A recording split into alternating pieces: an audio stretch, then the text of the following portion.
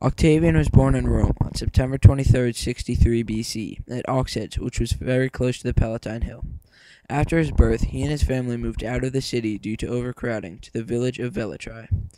He was born with the name Gaius Octavius Thurinus. His mother was the niece of Julius Caesar.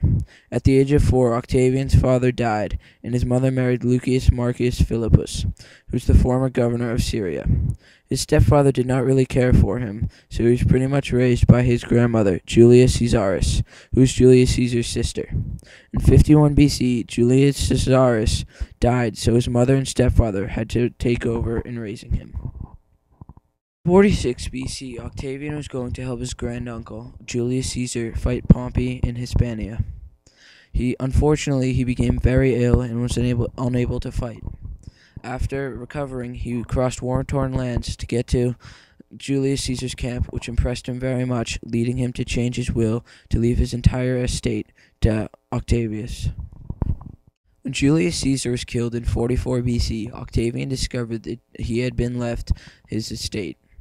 When he arrived in Rome, he met Mark Antony, and after war and resolution, formed a triumvirate with him and Marcus Lepidus, at which point they went to Philippi to fight Julius Caesar's assassins, Brutus and Cassius. After they won that war, they decided it would be easiest to divide up the empire, rather than share the power of the empire as a whole between them. In 42 BC, Octavian was given the area of Hispania, Gaul, and Italy, and Antony had Egypt and Greece. This left Lepidus with only the province of Africa. After this, Antony had a love affair with Cleopatra VII, which Octavian eventually exploited to get the people of Rome to turn against Antony by saying he was becoming less Roman, by sending his Roman wife back to Rome and having to have Cleopatra instead. On September 2nd, 31 BC, the pivotal battle of the fight between Octavian and Antony occurred at Actium. At the Battle of Actium, Octavian used his smaller, faster ships to outmaneuver and eventually defeat Antony.